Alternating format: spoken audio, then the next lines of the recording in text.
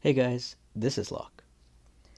In this video, I'm going to do a step-by-step guide on how to beat Weaponry Trial 1, level 70. This is a series I've been doing. I did the other two levels already, Weaponry Trial 2 and 3. So this is the third and last one. So one of the things this boss does is he casts an AoE. And I'm going to start by explaining a few ways how you can deal with that. And I'm starting in the middle of this video because I think this one I wanted to show you because it's so much more effective than explaining. But as you can see, Beryl is being targeted by this AoE. The damage is reduced depending on the number of allies. Like, for example, if the boss does 3,000 damage to Beryl and you have two other people standing there, each of them is going to take 1,000 damage. And typically, this boss does a lot of damage. As you can see, the M attack is 7,251. I don't even have any debuffs on it. I just want to show you how powerful this setup is. It doesn't even have any debuffs, so it's going to do a lot of damage. Most units cannot take that damage without having other allies next to it. But check out this Beryl, see what she does. And actually, before that, I'm going to show you the setup I have. Like, she doesn't really have too many uh, damage mitigation. Like, she has a little bit, okay, 20% defense, and then she has Candlelight's buff, and she still has quite a bit of attack too. I'm going to show you the equipment and everything I'm using to get this, but just take a look. So we're going to do that, and then the boss does 3,400 damage. Like, Beryl can take this very easily by herself. And remember, this boss's attack is not even debuffed. You can obviously get the attack down lower and make her take even less damage, right? So, and this is not even unique to Beryl. There's also a epic unit that you can do pretty much the same thing with. So I'm gonna show you what I'm doing, and then I'm gonna give you other suggestions instead of Beryl that you can use, and then I'm gonna talk about other ways you can deal with it. So what am I doing with Beryl? Beryl has this reaction which reduces her AoE damage taken by 40%. That is obviously playing a huge part in why she took very little damage. On top of that, I have this one, which is very useful because, first of all, it reduces the AoE damage taken by another 20%, and it also increases her single target damage by 20%, which is what she's going to be doing. She's going to be doing attacking with this. So this is both offensive and defensive. It's too bad that I don't have any magic stats there, but I didn't have a better card. That is just what I got. And then on top of that, I also have this engraving on her, which is reducing the magical damage taken by another 15%. All of that together, you saw the end result. She took like 3,400 damage from you know, an undebuffed boss, the AoE. So this is one very effective way of dealing with it. You can designate her or the other units that I'm going to show you to just be by themselves, take damage beforehand when they're targeting, and deal with that AoE by themselves. You don't have to get your other units in range. These units can deal with the AoE by themselves. Now, what is another option you can use is actually Divine Grace. Because if you look at Divine Grace's reaction, defense AoE, it's the same thing. Any active AoE attack reduces the damage taken by 40%. So I don't want to use Divine Grace. I don't want to show the example with it because I don't want to spend an extra Castella on this, but you should be able to do the exact same thing with Divine Grace. And if you're like me, you also don't want to use a Castella on this. There's another option that I've seen people using to very great effect, and that is suppression. Suppression does a few other things instead to deal with it. So one of the things he does obviously is his reaction reduces magical damage by 15%. That's great. And then he has this one, the Devote Guard. So he's able to dispel debuffs because this boss does a lot of debuffs. He's able to get rid of these debuffs himself. He's able to recover his HP, so you don't need to use other people to heal him once he's targeted. He can just heal himself. He can give himself extra magic defense. And then like he has a lot of built-in uh, magic damage reduction in his kit. Like, his trade is already giving you 20%, right? So with all that, I've seen people use him to be able to take the damage by himself and also heal himself and keep doing it over and over. So he is like the designated AoE target. The only bad thing about using him is that he doesn't contribute any damage to this boss. With the other two options, with what's it called? With who am I using again? With Beryl and with Divine Grace, those two can also contribute by doing damage to the boss as well. But with Suppression, you would have to use that as a designated tank that doesn't really do any extra damage. So that's one way of dealing with it. But to me, personally, I feel there's a better option. Like, you don't even have to get any AoE damage from to your team at all. And that's by using summons. Um, so let me show you what a team composition for that will look like. Let me just get in there. So there are a few units that you can use, right? Well, one of the things, even if you don't have any units, you can use this one, the guarding dummy deployment. So this thing at level 3 has, what is it called? Where did it go? Like, it's immune to, it's right here, advanced training dummy. It's immune to AoE damage. So even if, like, when it's targeting, it's targeting all three of this huge tile. And you know you can deploy, like, if one of these things are blinking here, you can deploy the target dummy there, and he will not take any AoE damage, but he will take the debuff, like the debuff damage, the DOT. And then the next turn, if his damage is lower than the others, he will get targeted by that AoE. So it's one, like, pretty effective way of dealing with it. But you can only use this thing twice in a battle, and it has a cooldown of 4 turns. So the boss does his thing every 3 turns. This thing has a cooldown of 4. So in addition to this, you have to bring something else. So I would suggest, if you're using a hero that is able to summon units, bring this guard deployment along with it, because there might be turns where you're not able to summon a unit in a space that's going to make sure that guy gets targeted. So instead, if you're using the guard deployment on that turn, like, you can alternate, right? So to me, and that is the build I'm going to use.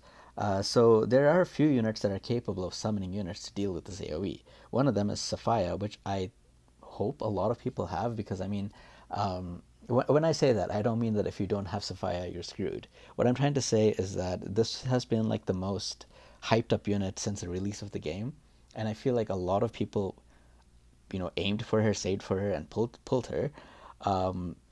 But if you don't have Sophia, there are also other units that are able to summon as well. One of them is Akambe, and the other one is Inanna, which is she's able to summon the guard. So if you are using Inanna, you'd probably want to bring this one, which lets you summon the guard a second time. So with that, there are 2 guards and 2 dummies, right? So there's 4. So 4 of the boss's turns that it does as AoE are kind of taken care of, and hopefully after that you almost kill the boss. Maybe, like, you might have to sacrifice 1 unit at the very end and then kill the boss, maybe. But that's, so I believe that's a more effective way of dealing with this, like, using summons, because when the boss kills a summon with an AoE, he doesn't take an extra turn, and he just does his normal attack, which is this one? Yeah, which is this one. He doesn't attack a second time. But if he kills a summon with this single attack, then he does take another turn right away. But if it's an AoE attack, he doesn't take a turn. So because of that dynamic, I think it's a lot more effective to have the boss kill a summon with his AoE. That way you can, you're able to bring a stronger team. You don't have to, you don't have to bring suppression, for example. You can deal with it with the guards, and like the guard or some other summon, or the dummy, the guarding dummy. So that is one, pretty effective. Like, I've given you 2 different methods. If you don't have any summoning units, you probably have to go with the first method that I talked about, to bring a hero that can take this damage, like, for example, Beryl, or Divine Grace, or Suppression. So why am I, why are we only taking damage from 1 hero? Why don't we deal with, why don't we have 3 heroes that are able to just spread the damage out? The reason for that is because this boss does a debuff. Where is it? I'm trying to find where the debuff is. Is it the reaction? Sorry, give me a second while I, here it is. Okay. This Magician's Crimson. So whenever he does this basic attack, he's going to mark that hero with the Magician's Crimson for 4 turns, which cannot be removed, which cannot be immunized. So you have to make sure that that hero doesn't get hit a second time in any way or form. So you have to make sure you manage your heroes to make sure that that hero is now not, doesn't even have to be targeted, but it cannot be part of the 3-man team that's going to get hit by the AoE, because if it is, then you're gonna, take a damage the second time. It's probably gonna wipe your team. So it just feels like it's a lot more harder to manage, because now you have to like rotate units. At some point, 2 of your units could have that Magician's Crimson, and you have to find a way to make the other 3 heroes tank that damage. And maybe one of those 3 heroes cannot take that damage. Maybe they will die because they're not built to have magical defense reduction or something like that, right? So I think the easier way of dealing with this is to make sure that there's just one hero that can take the damage by themselves. And I've given you, 2 examples that are epic, so hopefully one of them work. But I think the preferable way is to use a hero that can summon. But all those heroes are legendary heroes, and maybe you might not have one of those legendary heroes. So that's why I'm giving you the alternate way of doing it as well. For my run, I think I'm going to use Sophia. Like I have to use probably, I try to use one and limit myself to just one legendary. Sophia is very useful. I don't think she's she is the best in this stage, but she's really, really useful. And I wanted to use Candlelight, so I wanted to show you the synergy between the two of them in the stage.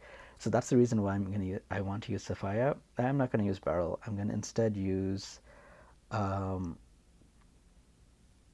who am I using? I had this. Oh, I'm going to use Abyss. So this is what I'm going to do. So I talked about the AoE, how to deal with the AoE. Now there's another part that you have to deal with as well, which is the single target damage, which ends up being a lot because it's 45% damage times 3, which is like 150% damage. You might be able to build one character to take this damage, but then you can't use it a second time because you have to alternate. Once the boss attacks you with this, then you have to not have that hero get hit for 4 turns in any way or form. And the boss is going to reuse this after 3 turns. So you have to have a second hero take damage.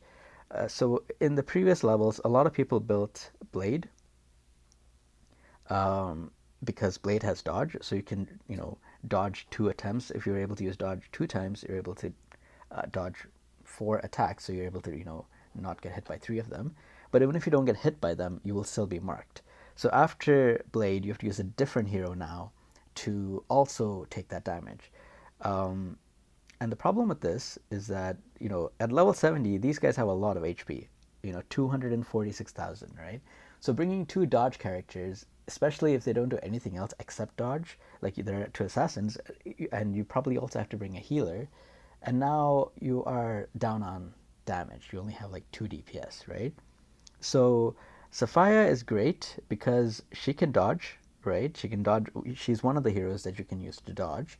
And then on top of that, she's able to provide damage. Although she doesn't really have, even in this setup, she doesn't even have a ranged attack move. She's still able to, uh, she's still able to do a lot of damage by her reaction ability and then also by her trait. Um, yeah, I was even thinking maybe it's better. Like I don't know. It depends. Maybe it might be better to bring HM Commander, or you can also bring this one, the range attack. Like you might find sometimes Sophia is not doing anything. Like you're just attacking rocks with her normal attack, and that's she's still doing a lot of damage indirectly with her reaction and also her trait. So if you find that you don't like that she's just attacking rocks, you can bring this ability so that at least once every 3 turns she's also able to damage the boss directly, and you can get some damage out of her that way. Um, Oops, did not mean to do that. Okay, so Sophia is one hero that I'm bringing. Um, Instead of Sapphire, there are other units you can bring as well. Blade is a reluctant choice because it's okay to bring Blade as one of your dodgers, but it's not okay to bring 2 of these heroes that are going to dodge in that way. It's just not efficient.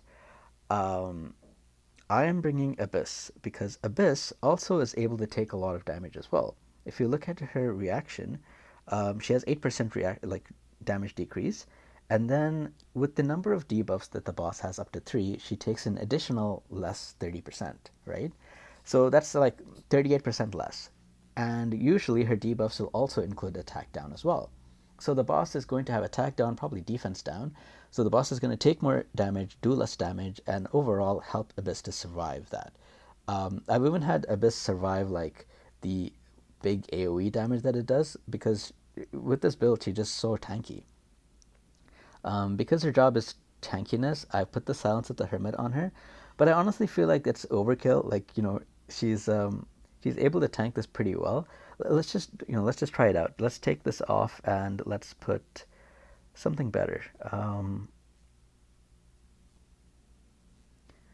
Let's see, maybe just a magician because although there's only one target, it also gives her an extra 16% damage overall anyway. She's not going to do too much damage. Her job is more to tank than to do damage. But let's just see if that Hermit Tarot is necessary or not. So let's move her to the front. And your results may vary a little bit, just in case she didn't apply a attack debuff to the boss. Let's just check.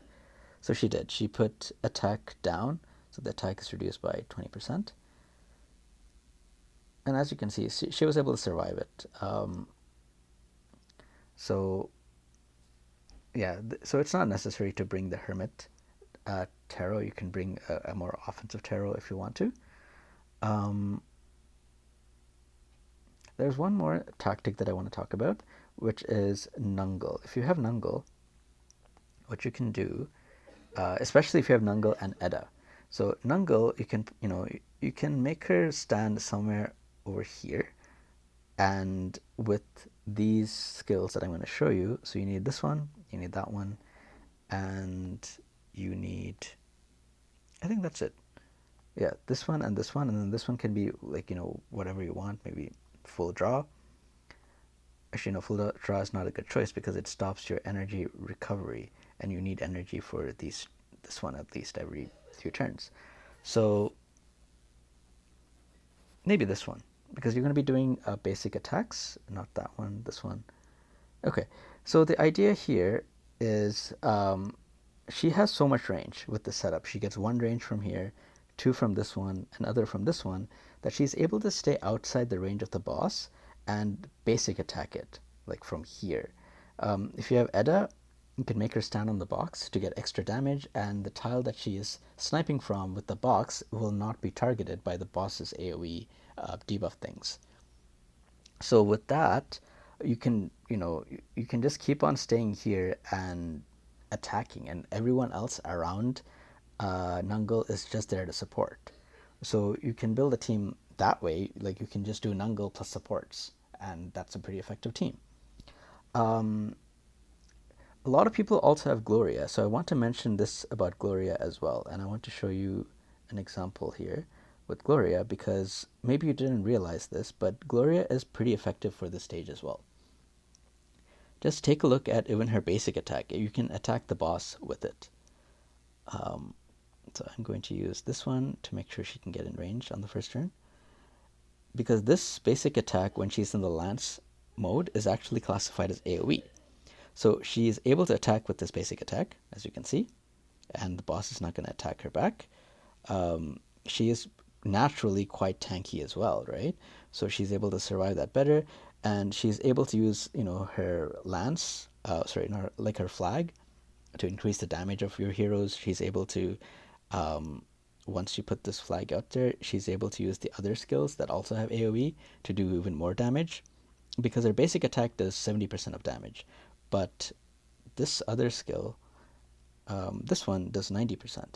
And once you throw the flag, you also get buffs because, flag related buffs, like your attack increases by even more, and Yeah, so she's a pretty strong character to use. So you can use her in the stage as well if you have her. The only thing you have to be a little bit careful of is that although she can do AoE type damage, her range is quite short. So you have to keep her like up front to do damage. So you have to be using these tiles up here to uh, like you have to attack and then run back. You have to probably use the maneuver ability. This one, not maneuver, like the march command ability to be able to move her around to use her effectively. Um, I think those are some of the different ways you can deal with the stage. Now I was going to do a playthrough as well, and for the playthrough I'm going to use the heroes I just talked about. So I was going to use Sophia. I feel like Sophia is a good choice to use here because I feel like a lot of people did pull her, so it's a like I think it's worthwhile to show a showcase with her because using her is a little bit more complicated because you have to really manage the turns very carefully. And if you're using her with Candlelight, so Candlelight does a few things. Candlelight is able to reduce the damage taken, by your whole team within 5 spaces by 20% less if the attacker has a Hangman debuff. And she can apply the Hangman debuff and also speed down as well, which helps you to delay the boss's turn and do much more damage and then get out of the way before he does the AoE, like a lot of things like that. With this skill, the Elegance of the Empress, she's also able to remove debuffs. um, this is an instant skill, so she can use this skill and then this skill on the same turn and remove like 4 debuffs from everyone except herself.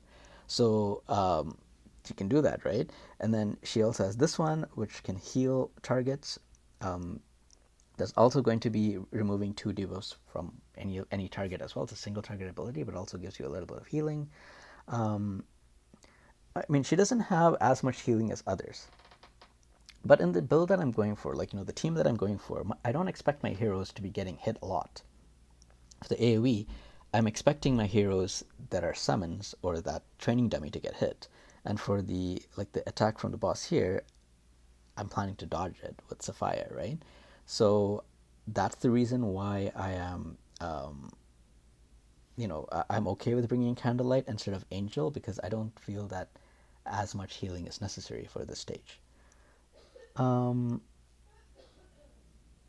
Yeah, I think those are all the notes. So how am I going to deal with herself getting debuffed? So that's the reason why I'm bringing this trinket, which is going to remove 2 debuffs. It can only be used 3 times. But along with that, I also have the same Empress Tarot on my Ballista. So I'm going to use this skill, which is not efficient, but it is what it is. I don't have any other way I can think of to do this, but I'm going to use this skill on my Candlelight when she gets debuffed to remove debuffs from her because she can't really target herself in any other way to remove the debuffs. Actually, I shouldn't use this. I should use this one because that is going to be even better. Like that's going to be removing even more debuffs from people. So that's a better one to use than what I just had. Okay, so yeah, so I can start. Oh, maybe let's just talk about this a little bit. Um, I feel like March Command is really helpful for this stage.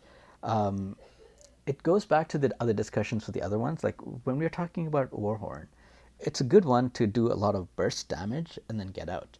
I feel like if you're using really strong heroes that are capable of doing a lot of damage in few turns because you have really good heroes, this is probably the better ability to take because you can maybe even do like a third or half the boss's damage on the turn that you're using Warhorn. So you don't really care so much. Like you don't have to be so efficient with the other turns. Like you don't have to make sure that every single other turn you're doing damage. It's okay to be waiting around, right? But I feel like if you have a team like that, you're probably not going to be watching this video, in my opinion, because there's so many other content creators that have done videos using Warhorn and maximizing your damage output. So I feel like you might be having a little bit more inefficient team, maybe not the best heroes and stuff. So I feel like using this is probably better, at least in the showcase. And as for the third one, I mean, yeah, you can bring the Flag of Convaleria. I usually find that I don't have enough energy when I'm using both of these, so this is not really used as much. That's the reason why I even had this. But yeah, you could probably bring a setup like this. So that's what I'm going to use here, and I'm going to show you how I play the stage with these. Oh, before I do that, I should have showed you all my heroes that I'm using and their setup, so don't forget at the end. Okay, so I'm using Sophia. This is the setup for her. I'm using Fakel. Fakel has higher speed than the other damage dealers. That's the reason why he has the longbow of martyrs, so he can apply this debuff on the boss to increase the damage everyone else does after that. Ballista has this one, and because he has this, I want him to be as close to the boss as possible when he's damaging on some turns that you'll see. Finally, I have Candlelight and Abyss.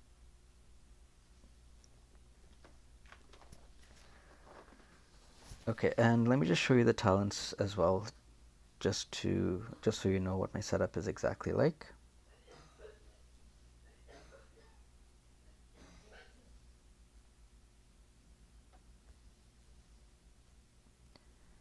Okay, you can pause this. Like I'm going through it very very quickly. So if you want to look at it in more detail, you can just pause and take a look. Okay, finally let's start. This one I feel has the most amount of micromanaging. So I don't even know if I can beat this in a way. Like all the others I tested and made sure I was like within like 5k of killing them before I stopped. This one was just like so much repetition, and then I had to like I make a mistake, and then sometimes it's like too big of a mistake. I can't complete it. I have to go back. So hopefully, even if I don't complete it, you can kind of see how you need to play it. I hope. Um, yeah. Okay. So let's start. So in the first turn, you have an option. You can actually like waste the first turn if you want to. What I mean by that is if you just these two heroes can attack right now, but if you want, you can just have them wait a turn. And if they wait a turn, which I actually why don't I do that? So I'll wait the first turn. So instead of the boss attacking, he just doesn't. He just does that, right? So this saves you from like if you're only bringing one dodger, like in my case Sophia, right? Then I don't have to worry about like I can at least save her dodge for the next time the boss is doing that. So all I'm giving up by doing that is one turn. But sometimes like your DPS, like you need that one extra turn, right? And with all the setup that I have in mind, I really need that one turn, so I'm going to take it, and I will tell you what I need with that turn. So by having Sophia there and attacking, she's able to apply vulnerable to the boss. So my heroes that are doing damage are going to do extra 20% damage, which is great. On top of that, on the next turn that Sophia takes, she's also going to mark the boss with the Hangman's debuff as well. So those are two things that I really want. That's the reason why I'm not wasting that first turn. So now I really want to attack with this guy. He can't attack with the normal attack, so I'm going to use this because I want to mark with the judgment. So I'm going to do that. And with this guy, I also want to attack because he has penetrating arrow, so the defense of this boss will be reduced by 20%, 40%. So I really want to use this as well. So we'll use both of them, and this one also lasts for 3 turns, so that's great. Okay, and now I'm going to use her to not only give everyone energy, but also to remove 2 debuffs from everybody as well. So there we go, and then she can just heal because it doesn't cost any energy to use the skill. So I usually just spam it. If there's anyone here that has taken debuffs, which I don't really see, like sometimes I have 4. Oh, she does. Wait, does she? Nope, that's a 4 turn counter, and she has 1. Okay, so I'm going to use this on her to remove that extra 1 layer of debuff that she had.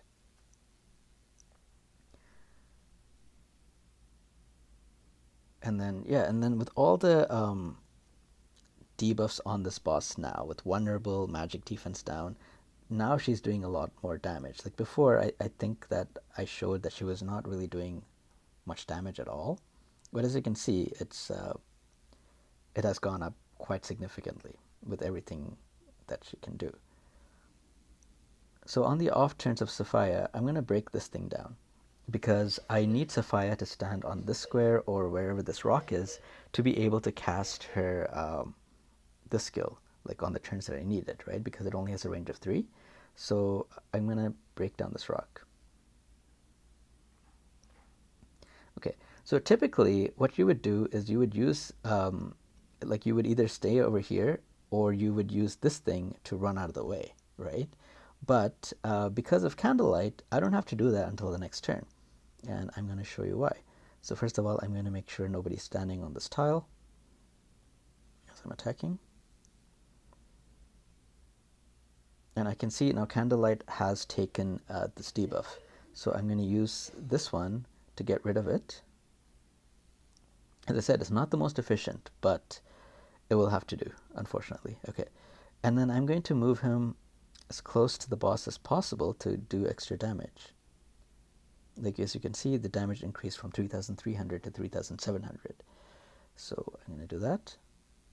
And then I'm going to use this skill to slow the boss down. Because not only does it give you the mark, it also restores some HP for my heroes as well. And finally, it slows down the boss so that the next turn, the boss is actually going last. So now this is the turn where I want to move everyone out of the way. But I don't want to not be doing damage, so I want to attack and then run away, basically. So attack and then run. So now is the time that I want some, like, a summon to be in one of these squares. So I want to see if that's possible, and if it's not possible, then I will probably be using the guard deployment. But I think it should be fine. So I can leave the summon right here. And if I need to use it, I can also use the summon's ability as well to switch spaces with someone, this one. So if I couldn't reach the spot for some reason, I would have switched spots with my candlelight here, and then probably been in range too.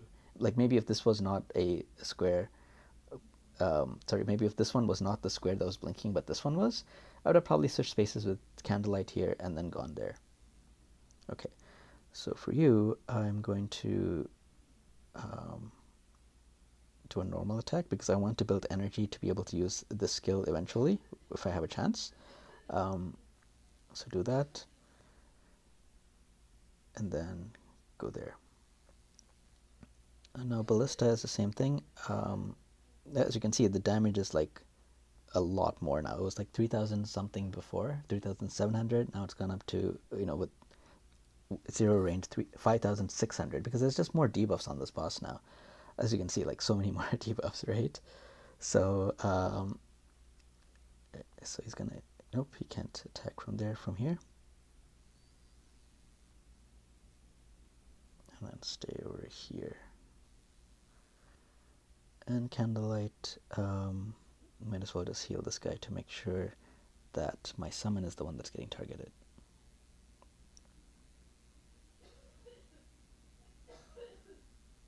Okay, so now I need my Abyss to be the one that's getting targeted by the single target attack, so I need her to be right up front here. So I'm going to attack with this. The third ability that she's not going to use this skill, the Dark Ripple. I should have actually brought her leader skill, but I was not very smart and didn't pick that. I picked a different one, so that's why she doesn't have it. I don't want to waste the Castilla on her, but that's probably the more optimal way of using her here. As for this one, I'm just going to use the normal attack to break that, and then just stand there.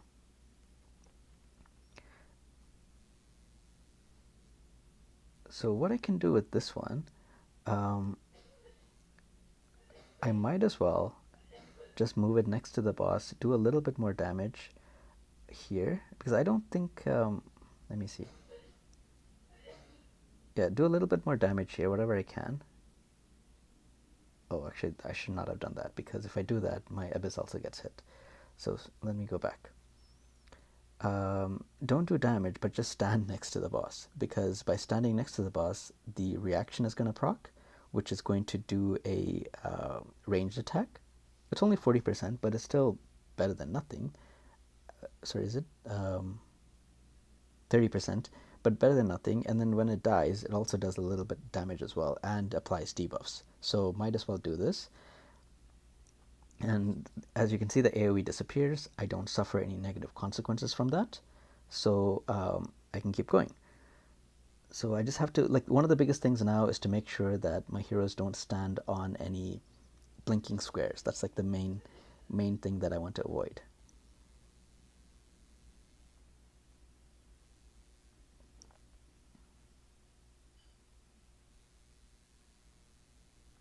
Okay.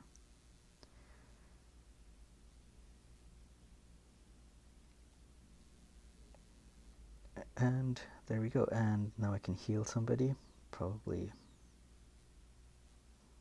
well, one of these two. And Abyss easily takes that damage.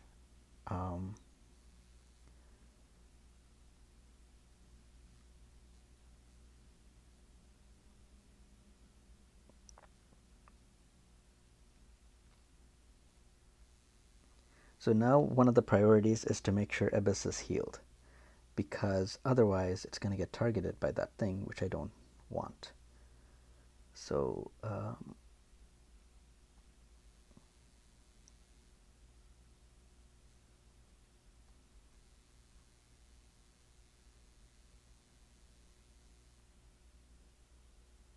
okay, so that was a mistake because of the speed shift.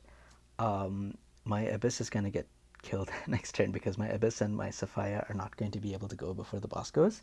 So what I have to do is actually move them out of the way. So I will move my Abyss over here, and I will move my Sophia over here because I know Sophia's Tarot is going to proc to do some extra damage that way to the boss.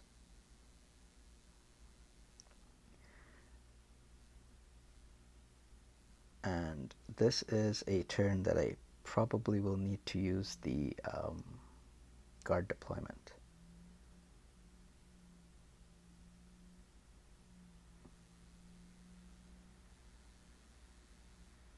My this one is not in cooldown yet, so where should I put the guard? Maybe I'll put it here.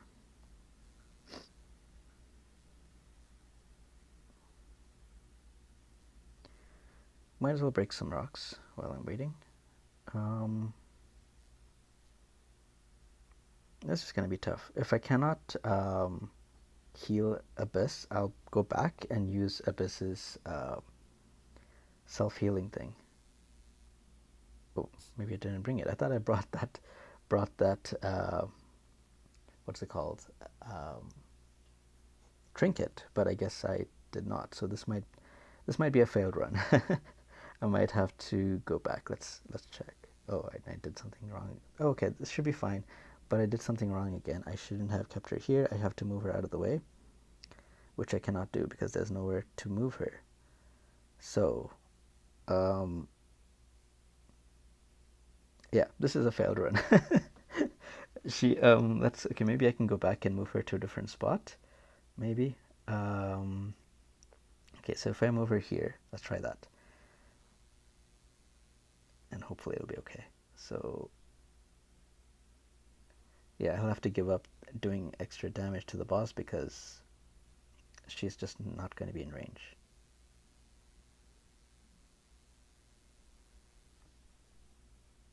Actually, I could, can I do this? No. So that was a waste of a backtrack. What I was trying to do was, I was wondering if I could use this skill right now, because I know the next turn she will have to use her guard. So, yeah, let's just wait here. Heal a little bit. And then this guy is able to do some damage now with this, so I will do that. The damage shown is only the first instance, so it actually does a lot more damage than that skill shows.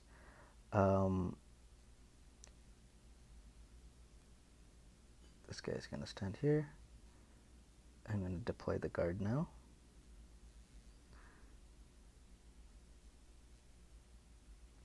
Yeah, this really sucks. Like sometimes there's not enough spots I can go to know where to stand to heal.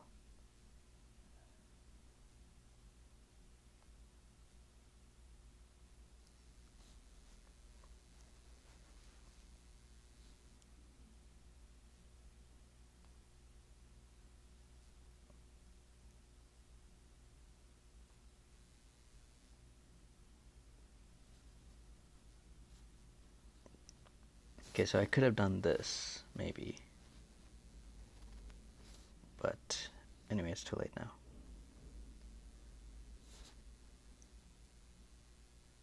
And that guard's, yep, the guard's, didn't take any damage, right? As you see, it's immune to AoE, which is, yeah, right here it says immune to AoE damage. So that's awesome. Okay.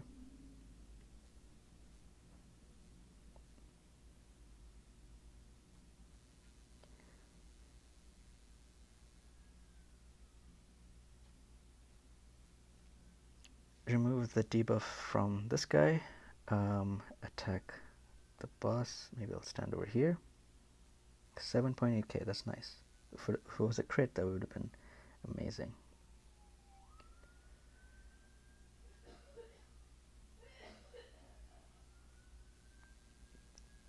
Sometimes you have to be careful that when you're using the slows on the boss, that your turn order doesn't get messed up, because sometimes it's easy to do that, to get the turns messed up a bit. Like you might give the boss an accidental double turn. So now the boss is going to do his single target damage, so I'm going to put Sapphire over there. And this guy can just stand there and do some extra non-damage to the boss.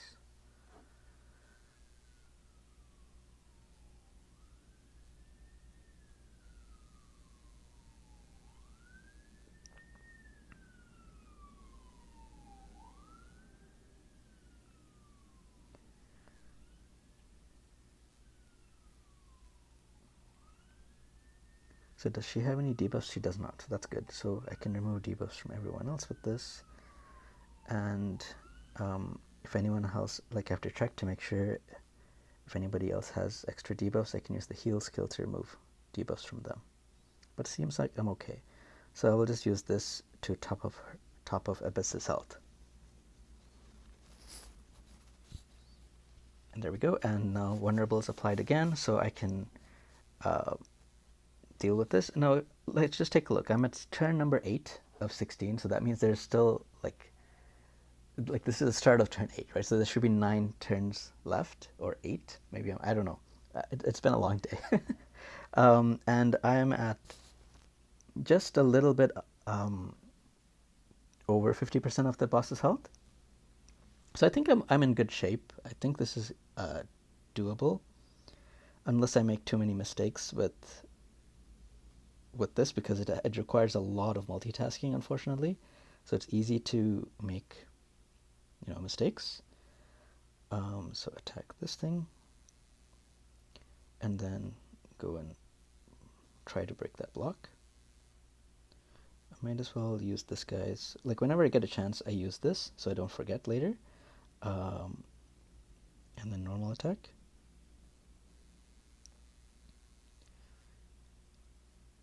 Okay, I have that when I need to use it. This one I'm going to use this.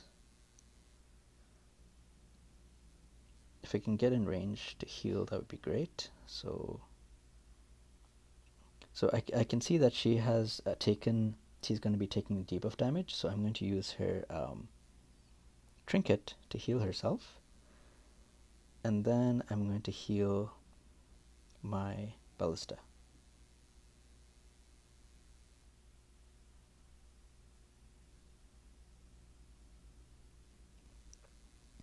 So I'm going to use that and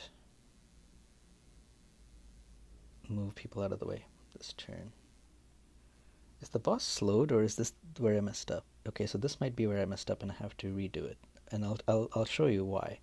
Um,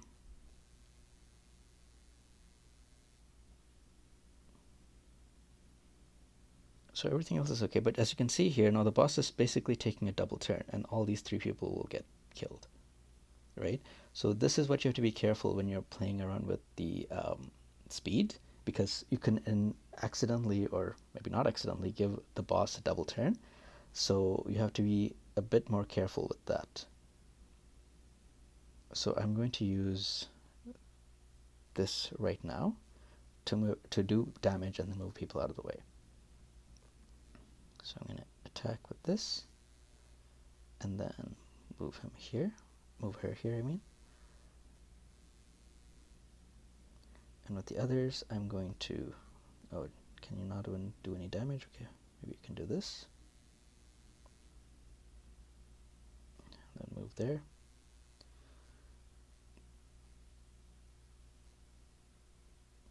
Finding a spot to move to is like the biggest challenge I find.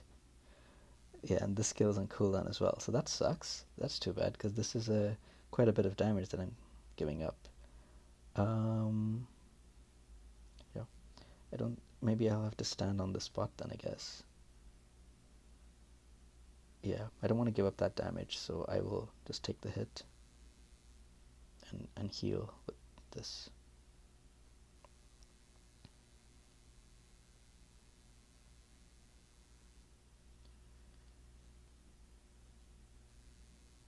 So you saw that, right? There was 453 damage. Like with So that's the power of all these debuffs. These debuffs with the same attack is making this boss take 1,900 damage, or without the debuffs, 453. It's a huge difference. Okay.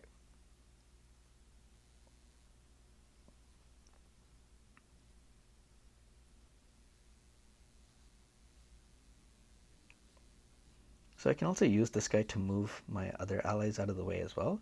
So I can do things like this if I need to. But I mean, there's a good spot over here I can wait at, so I will do that. Hopefully he targets that guy. He did. Perfect. Okay. So back to attacking. Oh, I can use this, so I'll attack with that.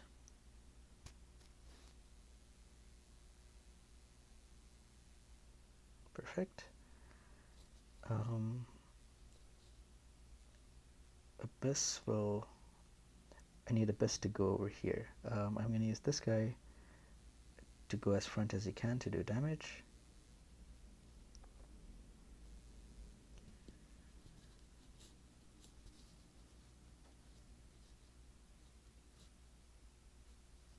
Yep, I'm going to use that to heal my team. And also to slow the boss down a little bit. She has 2 stacks of debuff on her, so I have to deal with that as well soon.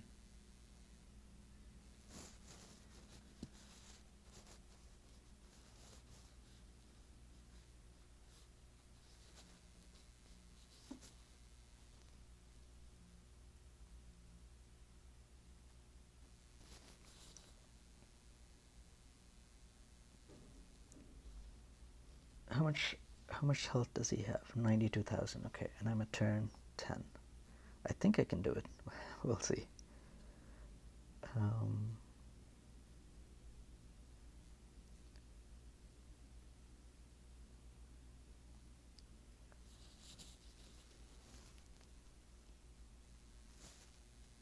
Yeah, so if I'm being awkward by not talking sometimes, I'm not used to this, so I apologize. Like I don't usually talk when I'm trying to make a decision and play, so that's why it might seem a bit weird, but hopefully it's not too weird. This would have been nice damage, 9,200, and I will save it for another turn maybe, and just do a normal attack here. I'm just going to take a quick look to see if anybody has a lot of debuffs. A few characters do. So I'm going to use this skill here to remove their debuffs and also provide extra energy. And then I'm going to heal Abyss, because I think Abyss has taken the most damage out of everyone.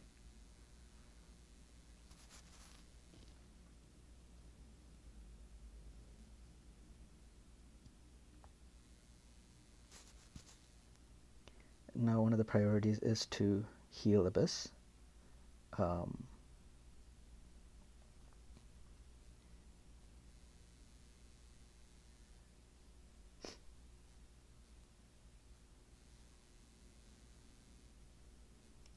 Can he still do? Yes, perfect. So 9,000 damage. That's nice. Would have been even nicer if it was a crit, but I'll take what I can get.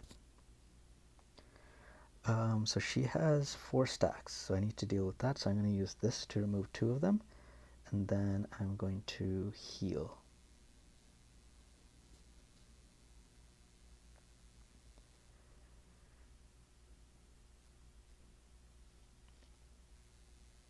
Okay, and this turn is not going to be one. Like, as you can see, there isn't any of these blinking squares anywhere for me to summon and use this guy.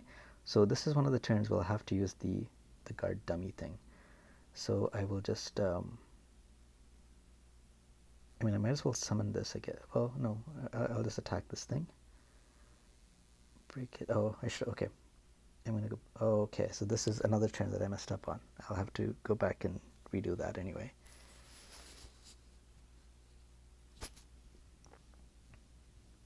So this becomes a bit tough sometimes if you, as you can see, you have to really pay attention to this sometimes. Okay, wait, where am I? Okay, so I need to move these guys.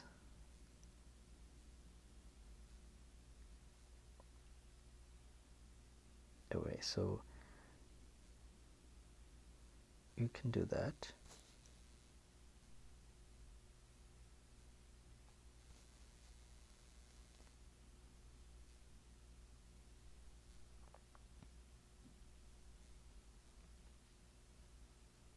Yeah, I guess I'll do that and just take the damage, because I do need to be doing damage as well. So now he crits, but when he hit for 9k, he didn't crit. That's fantastic, isn't it? Okay.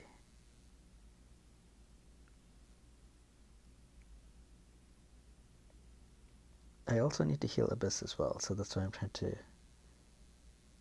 see what to do here. And I messed up again because now Abyss can't move anywhere. Oh, I can do this, so I will do that. That was great.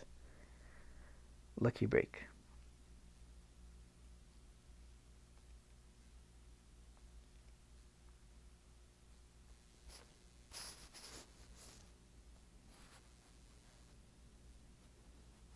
Okay, maybe not so lucky break, because now my Abyss is going to get hit with that.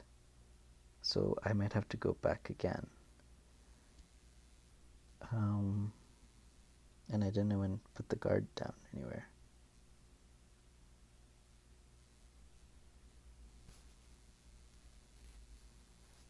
But maybe it's okay. Maybe it's time to sacrifice one of my players, maybe.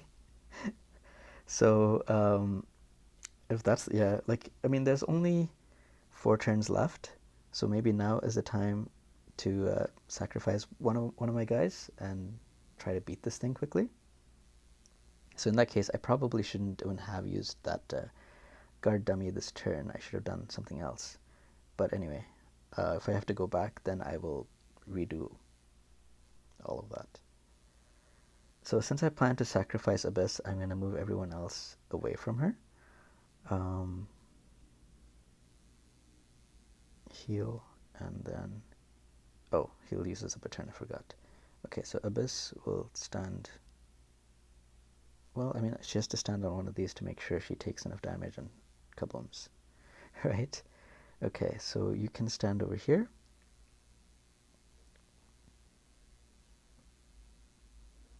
So hopefully I can beat this thing like really, really quickly, because it only has 48,000 health left. Near the end, it's okay to sacrifice 1. You will still, I believe, get 4 stars. What is the... Yeah, without you losing more than 2. So I guess if you lose up to 2, you can still get 3 stars. Over here.